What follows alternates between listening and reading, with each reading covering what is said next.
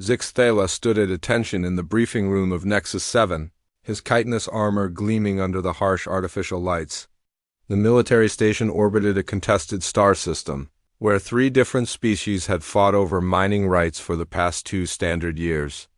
Now the Galactic Council had decided to try something new. They were mixing species together in joint military units.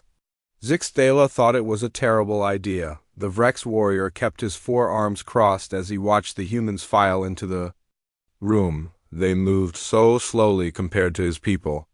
Their soft pink skin looked vulnerable without any natural armor. Most of them were smaller than him, too.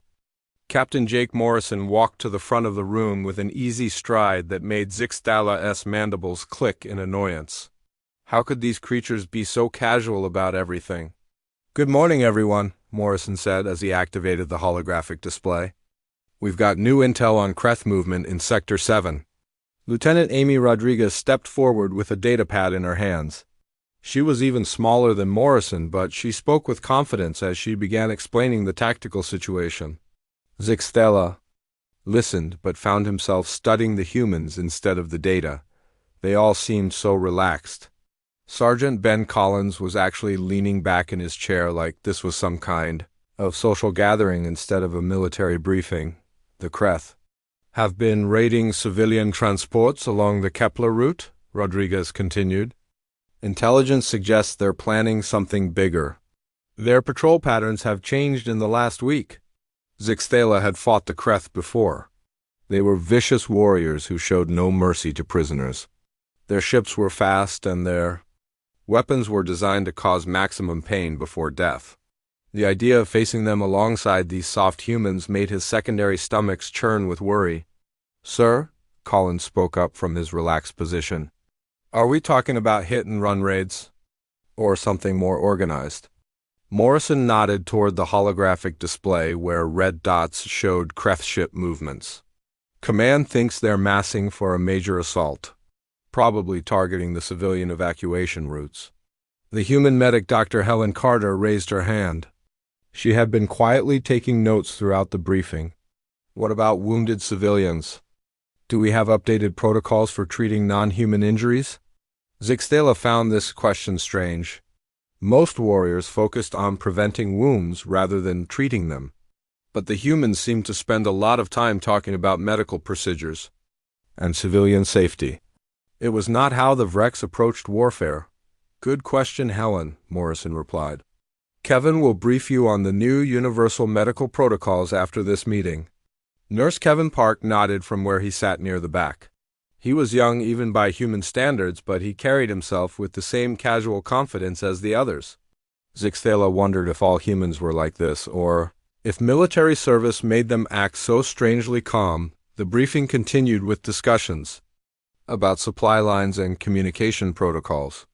Zixthala noticed how the humans asked practical questions about logistics and civilian protection.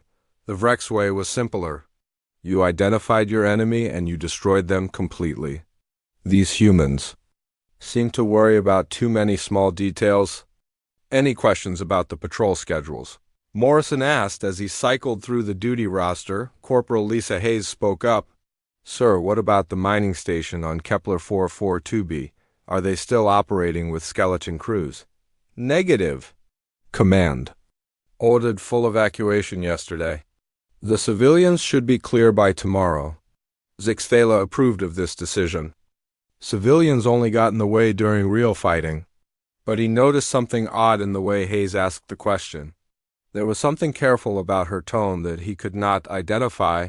Private Danny Ward was studying a small device in his hands. When Morrison called for attention, Ward quickly put it away, but not before Zixthala glimpsed what looked like family photographs. The human soldier had been looking at pictures of small human offspring during a military briefing. Zixthala found this behavior completely unprofessional. "All right, people, that covers the basics," Morrison said as he powered down the holographic display. "Remember, we're working with our Vrex allies on this one. Different species means different tactics, but the same goals." The humans began filing out of the room in the same casual manner they had entered.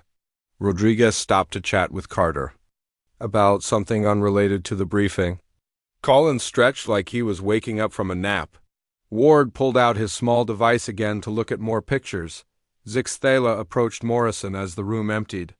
"Captain, your soldiers seem very relaxed about facing the Kreth." Morrison looked up at the tall alien warrior with those strange human eyes that showed too much emotion. "Is that a problem, Commander? The Kreth are dangerous opponents. They have killed many Vrex warriors in honorable combat. Your people act like they are preparing for a training exercise." "My people know what they're doing," Morrison replied calmly. "We've all seen combat before, against the Kreth specifically." Morrison paused for a moment before answering. "Some of us have. Others haven't, but we adapt quickly." "The way Morrison said the word adapt made Zixthala's scales itch with unease.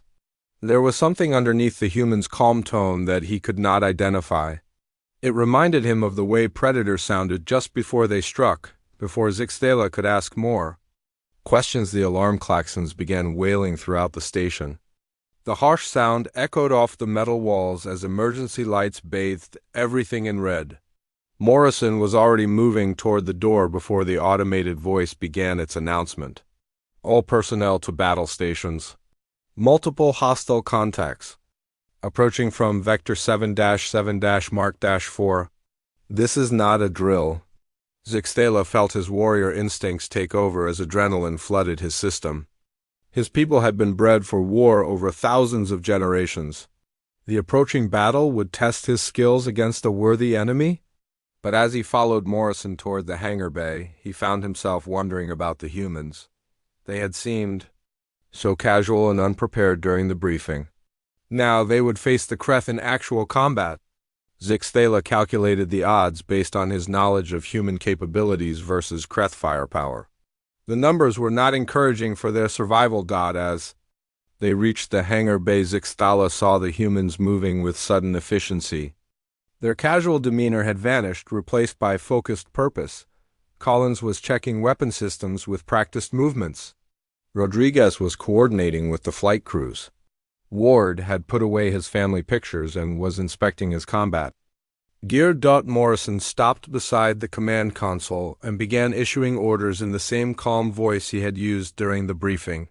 But now Zixthala noticed something different in the human captain's eyes. Something cold and calculating that had not been there before. The Kreth ships appeared on the sensor displays as hostile red triangles moving toward their position. Zixthala counted 15 heavy raiders against their small mixed unit. The odds were worse than he had calculated. He looked around at the humans making their final preparations and wondered if he was about to witness their first and last battle. Zixthala boarded the human destroyer Un's Defiance alongside Captain Morrison and his team. The ship was smaller than Vrex warships, but it moved with surprising speed toward the incoming Kreth fleet. The corridors buzzed with activity as crew members prepared for combat, but something felt wrong to the alien warrior. The humans were not showing proper fear. Zixthala had seen many species prepare for battle, and they all displayed some form of anxiety or nervous energy. Warriors would pace or check their weapons repeatedly. Civilians would pray to their gods or seek comfort from their companions. But these humans acted like they were getting ready for routine maintenance work. Corporal Lisa Hayes sat in the weapons bay, sharpening her combat knife with slow, deliberate strokes. The metal blade gleamed under the ship's lighting as she worked. But what disturbed Zixthala was not the weapon maintenance. It was the fact that Hayes was humming a soft melody while she prepared to kill. The tune was pleasant and rhythmic, like something a parent might sing to calm a child. "What is that song?" Zixthala asked as he watched her work. Hayes looked up with a smile that did not reach her eyes. "Just an old Earth tune my grandmother used to sing. Helps me focus." She returned to sharpening the blade and continued humming. The sound made Zixthala's chitinous plates rattle with unease. There was something deeply unnatural about creating beautiful music while preparing instruments of death. Private Danny Ward sat nearby, sharing photographs with anyone who would look. The pictures showed small human children playing in what appeared to be a recreational area. Ward spoke about his family with genuine warmth and affection as he passed the images around. "This is my daughter Katie," Ward said, showing the photo. to Dr. Helen Carter. "She just learned to ride a bicycle. And this is my son Mike. He's starting school next month." Carter examined the pictures with interest and asked questions about the children's ages and activities. They discussed Ward's family life as if they had all the time in the world. As if 15 Kreth raiders were not approaching with orders to kill everyone on the station. "You must miss them when you're deployed," Carter said, handing back the photographs. "Every day," Ward replied. "But this is how I keep them safe. By being here doing this job." Ward carefully returned the pictures to a protective case and secured it in his uniform pocket. Then he began checking his assault rifle with the same care he had shown the family photos. Zixtela found the transition disturbing. How could someone go from discussing children to preparing weapons without any emotional change? Dr. Carter moved through the medical bay with calm efficiency. She organized surgical instruments and prepared emergency medical supplies as if she was setting up for routine examinations. Her assistant nurse Kevin Park helped arrange the equipment while they discussed completely ordinary topics. "I'm thinking of making that pasta dish you recommended when we get back to base," Carter said as she loaded trauma kits. "You'll need to let the sauce simmer longer than the recipe says," Park replied while checking the blood supply storage. "My mother always said good pasta sauce can't be rushed." They continued their casual conversation about cooking techniques while preparing to treat combat wounds. Zixtela watched them organize medical tools that would be used to save lives during the coming battle. But their relaxed discussion of food preparation made the whole scene feel surreal. Captain Morrison called all hands to the main briefing area as the ship continued toward the combat zone. Zixtela joined the mixed crew of humans and Vrex warriors as Morrison activated the tactical display. The red dots representing Kreth ships had grown larger and more detailed as they approached. "The situation is straightforward," Morrison began. 15 Kreth raiders against our small task force. Their mission is to destroy the evacuation ships and kill as many civilians as possible. Our mission is to stop them." The holographic display showed the tactical situation in 3 dimensions. The Kreth ships were arranged in a typical attack formation designed to overwhelm defenders with concentrated firepower. Zixtela had seen this formation before. It was highly effective against most opponents. "Sir," Lieutenant Rodriguez asked, "what about civilian evacuation? Are the transport ships clear of the combat zone?" "Negative. The last evacuation convoy won't reach the jump point for another 4 hours. We need to buy them time." Zixtela understood what this meant. They were being asked to sacrifice themselves to save non-combatants. It was an honorable mission that any Vrex warrior would accept with pride. But the humans showed no emotional response to the announcement that they were probably going to die. Sergeant Collins raised his hand. "Captain, what are our rules of engagement regarding Kreth prisoners?" Morrison paused before answering. "Standard protocols apply. We accept surrender if offered." Something passed between Morrison and Collins during that brief pause. A look that Zixtela could not interpret but that made his scales itch with nervousness. There was communication happening that went beyond the spoken words. "Any other questions?" Morrison asked. Dr. Carter spoke up from the back. "Sir, what about medical protocols for treating Kreth wounded?"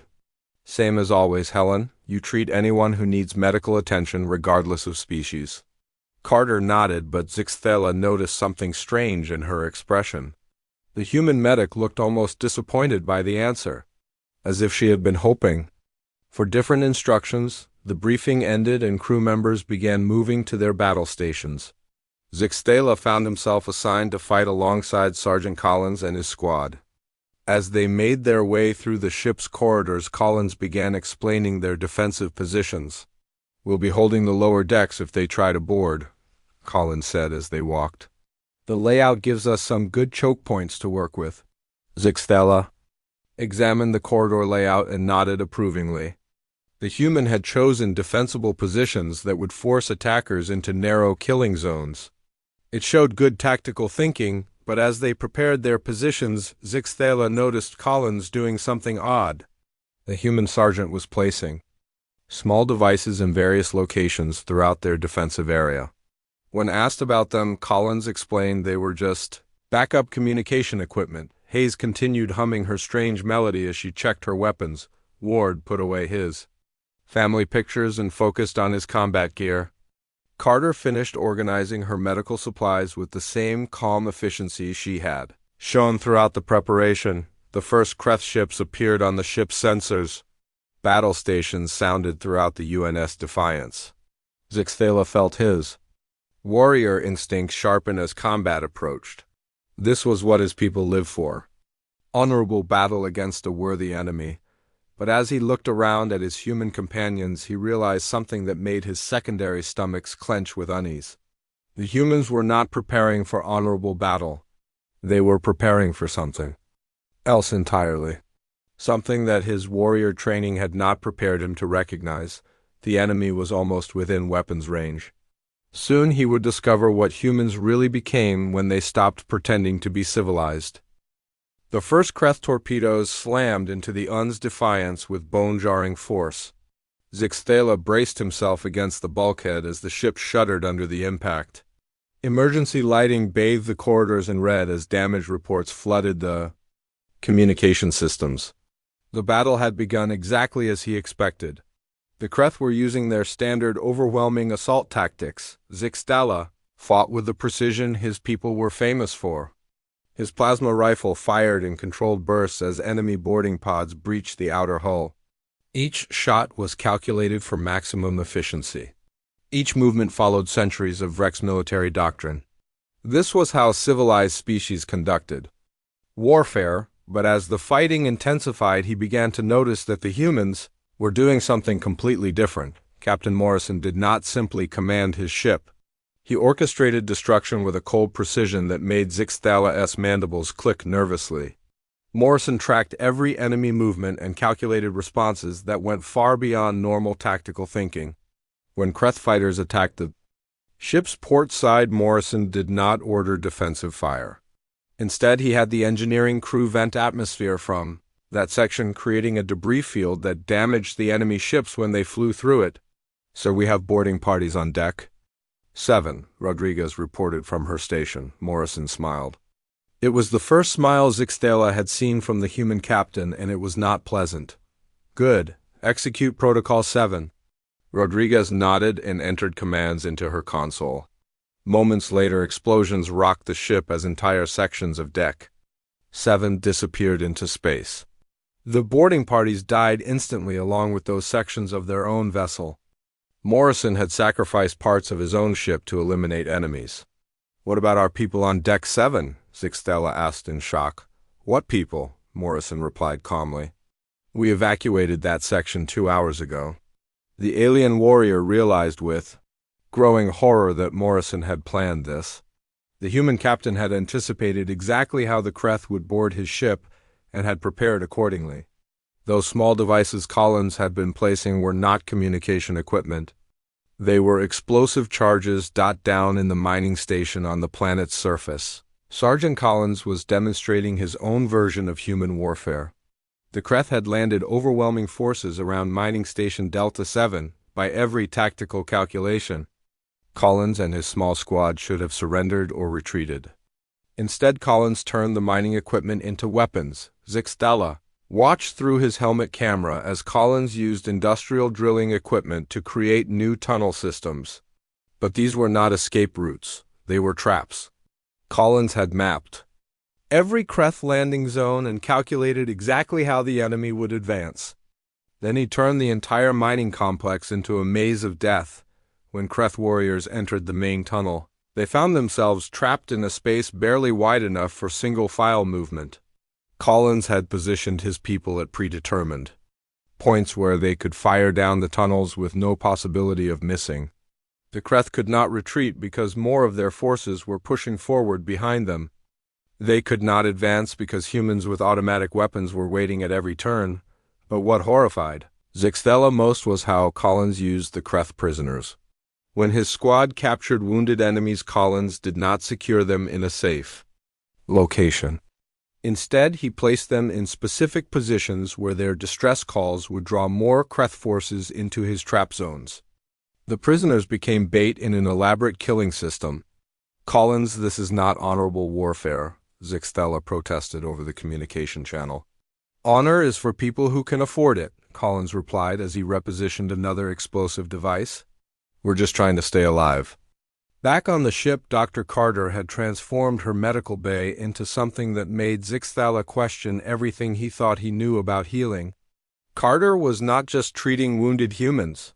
She was keeping them functional long enough to continue fighting. When Private Ward arrived with a severe chest wound, Carter injected him with stimulants that would kill most species.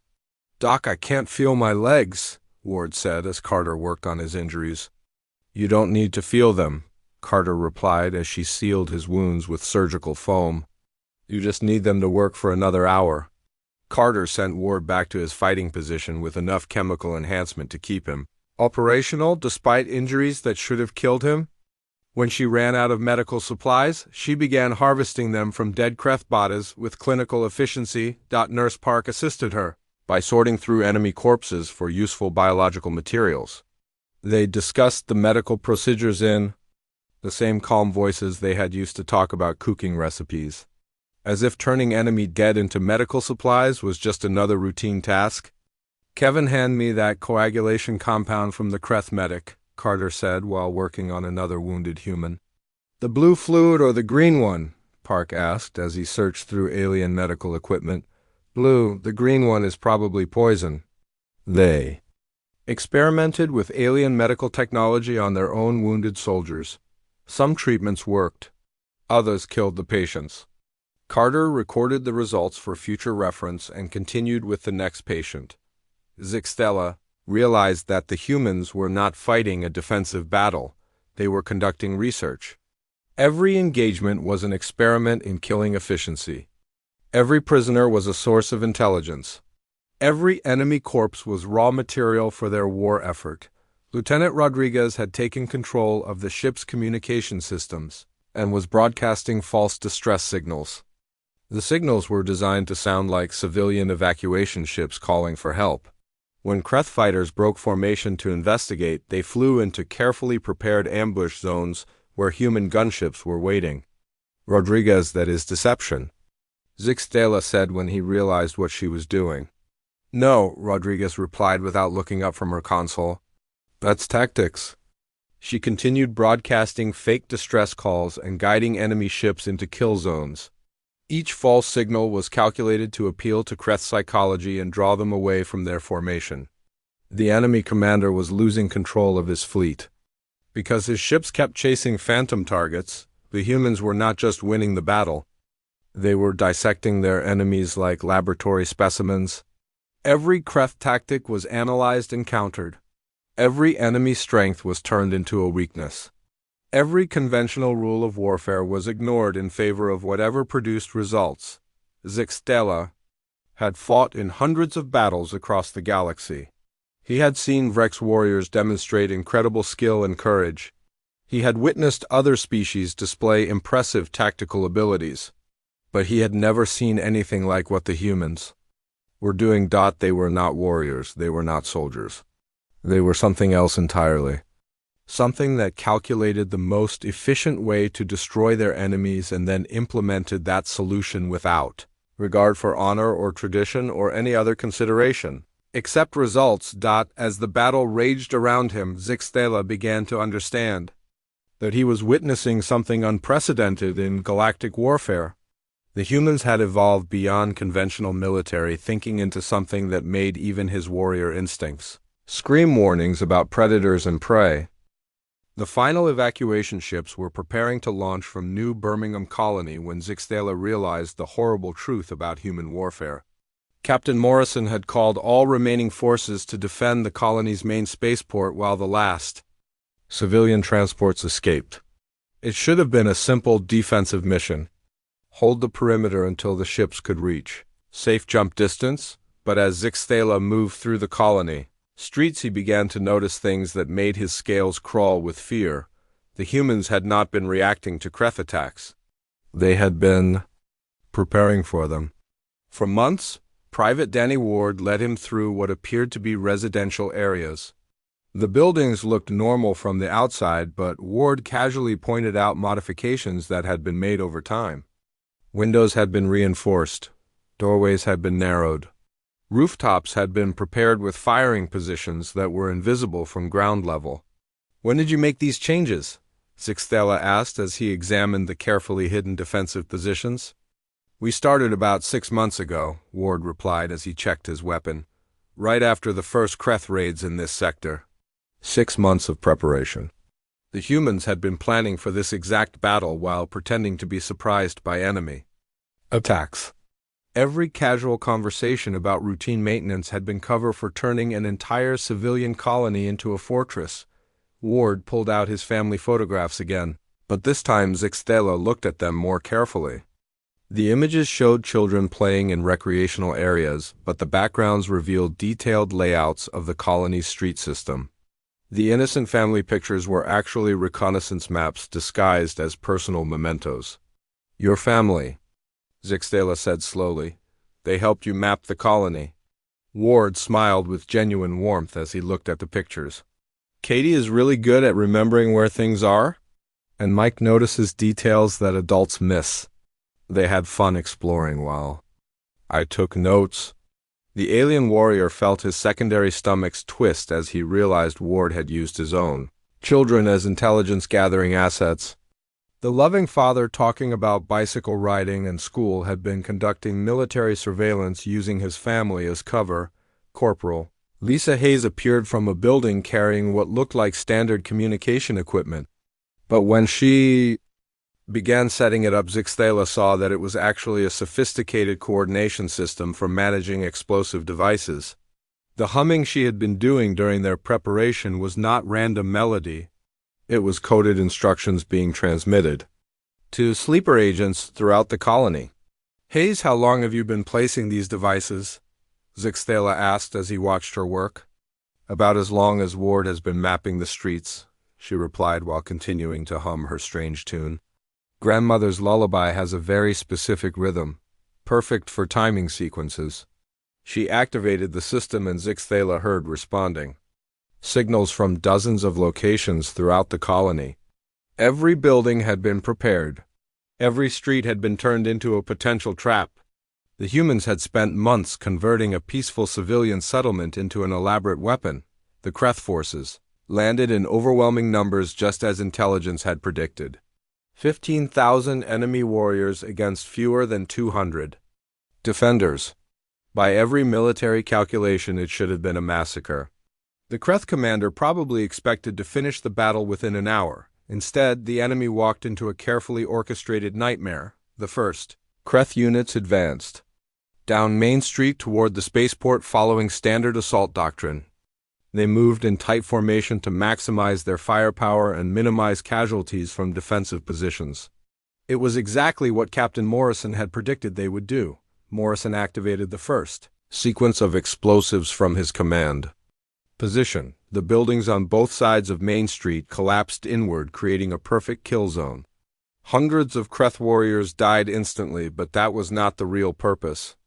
The collapsed buildings blocked the street and forced the remaining enemy forces to spread out into the residential areas.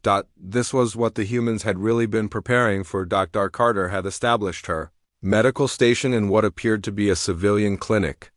But Zixtela watched in growing horror as she injected herself with combat stimulants that would have killed any other species he knew. Her hands stopped shaking. Her pupils dilated. Her breathing became controlled and mechanical. Then Carter picked up an assault rifle and began systematically executing wounded Kreth with medical precision. Each shot was placed exactly where it would cause instant death with minimal ammunition waste.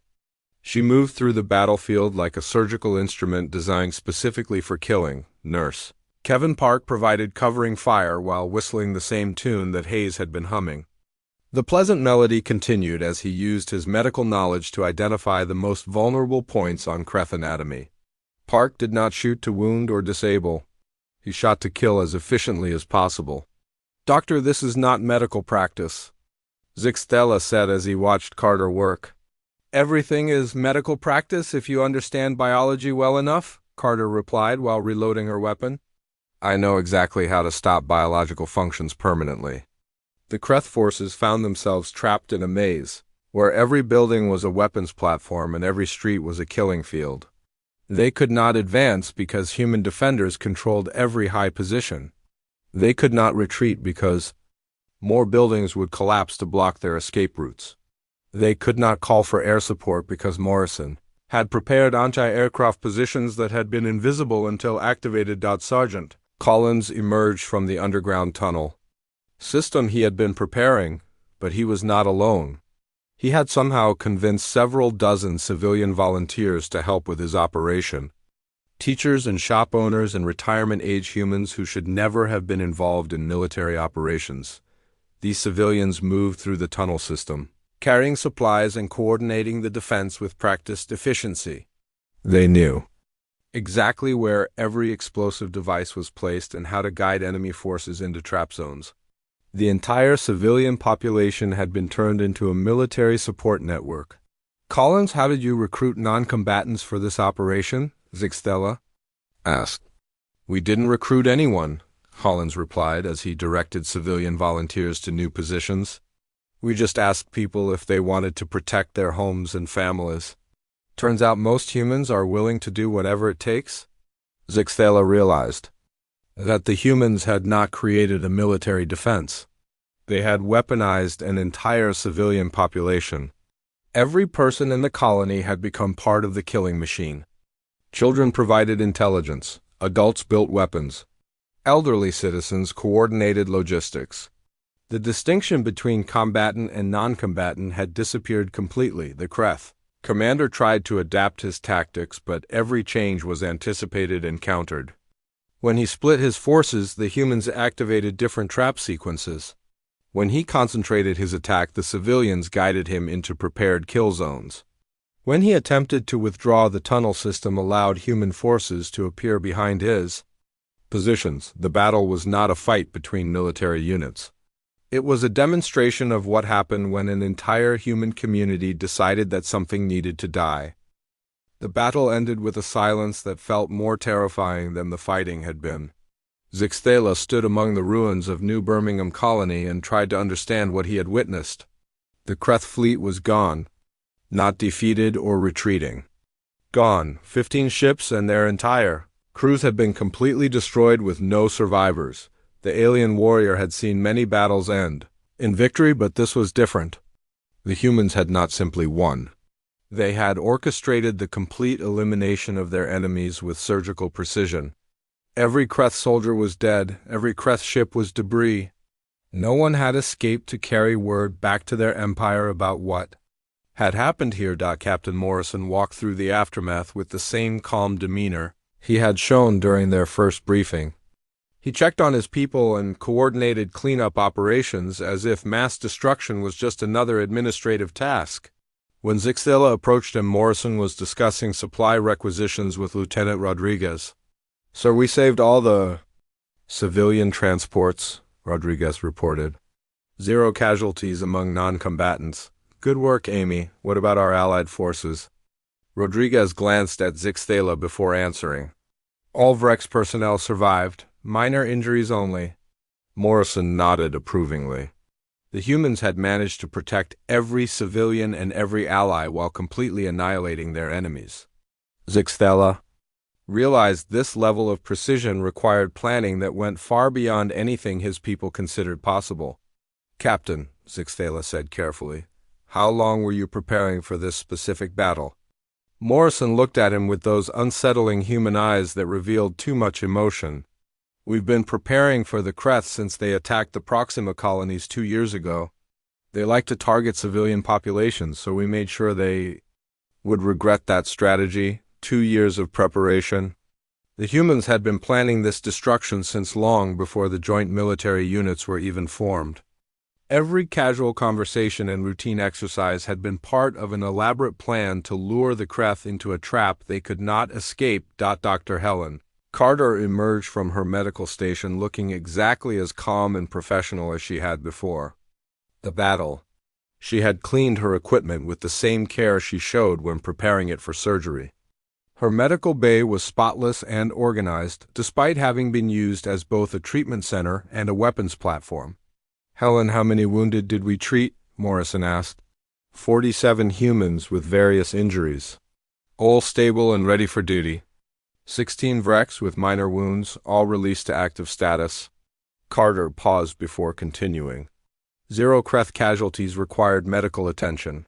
Zixthala understood what she meant. No Kreth had survived long enough to need medical care. The humans had killed every enemy with such efficiency that their medic never had to treat a single prisoner or wounded opponent. Private Danny Ward was carefully packing away his family photographs again. The images that had seemed like innocent personal mementos were being stored with the same attention he gave to classified military documents. Because that was exactly what they were. "Ward," Morrison called out. "Good work on the reconnaissance data. Your kids really helped us understand the traffic patterns." Ward smiled with genuine parental pride. Katie noticed that delivery trucks always use the back streets. Mike figured out which buildings had the best sight lines. They thought it was a game. Zixthala felt something cold settle in his secondary stomachs as he realized the full scope of human deception. Children playing innocent games had provided intelligence that led to the deaths of thousands. Families taking pleasant walks had been conducting military surveys. Every aspect of normal civilian life had been turned into a weapon. Corporal Lisa. Hayes continued humming her grandmother's lullaby as she dismantled the explosive coordination system. The pleasant melody that had seemed like a harmless personal habit was actually a sophisticated communication protocol. 3 generations of humans had unknowingly contributed to this day's massacre. "Hayes, that song," Zixthala said. "Your grandmother taught it to you?" "She learned it from her grandmother," Hayes replied while coiling communication cables. "It's been in our family for over a century. Perfect rhythm for timing complex sequences." A century of preparation. The humans had been developing killing techniques for longer than most species had been aware of their existence. What Zixthala had witnessed was not improvised tactics. It was the result of generations of accumulated knowledge about how to destroy enemies completely. Nurse Kevin Park was inventorying medical supplies with Dr. Carter. They discussed what they had learned about alien physiology during the battle, with the same academic interest they might show for a research project. Because that was what it had been. "The Kreth respiratory system is more vulnerable than our initial estimates suggested," Carter noted as she recorded data. "Compounds that are harmless to humans can cause immediate cardiac arrest in their species." "Should we forward this information to Command?" Park asked. "Already done? Medical Research Division will want to study the applications." They were treating alien biology like a research problem to be solved. Every dead enemy was a source of scientific data that would make future battles more efficient. The humans were not just fighting wars, they were conducting systematic studies in how to kill different species. Sergeant Collins emerged from the tunnel system with his team of civilian volunteers. The ordinary people who had helped coordinate the defense were returning to their normal lives as if participating in mass slaughter was just another community activity. Teachers went back to schools. Shop owners reopened their businesses. Retirement-age humans resumed their peaceful routines. "Collins," Zixthala asked, "will these civilians remember what they did here?" "Remember it?" Collins replied with surprise. "They're proud of it. They protected their families and their homes. That's what humans do." The alien warrior realized that the humans had not been forced or manipulated into participating. They had volunteered to become part of a killing machine because they believed it was necessary to protect their community. The distinction between soldier and civilian had not been eliminated by military doctrine. It had been erased by human nature itself. As the evacuation ships completed their departure, Zixthala found himself alone with Captain Morrison in the command center. The human captain was reviewing after-action reports with the same methodical attention to detail he showed for everything else. "Commander," Morrison said without looking up from his data, "you seem disturbed by our methods." Zixthala chose his. Words carefully. Your people fought with great effectiveness. But your tactics were unlike anything in galactic military doctrine. Galactic military doctrine assumes that wars are fought between professional military forces according to established rules, Morrison replied. The Kreth don't follow those rules. They target civilians. They torture prisoners. They fight to cause maximum suffering. Morrison finally looked up from his reports. So we studied them. We learned how they think and how they operate. Then, we designed a response that would eliminate the threat permanently. You mean you planned genocide? I mean we solved the problem, Morrison said calmly. The Kreth leadership will assume their fleet was destroyed by some unknown superweapon. They'll never suspect it was tactical planning and human creativity. The psychological impact will prevent future attacks more effectively than any traditional victory. Zixtela felt his warrior pride crumble as he understood the full implications. The humans had not fought this battle to win territory or prove their strength. They had fought to send a message that would prevent future conflicts through pure terror. As he prepared his report to Rex Command, Zixtela tried to find words to explain what he had witnessed. His people prided themselves on being the galaxy's greatest warriors. But the humans were not warriors at all. They were something far more dangerous. They were problem solvers who had decided that certain problems required permanent solutions.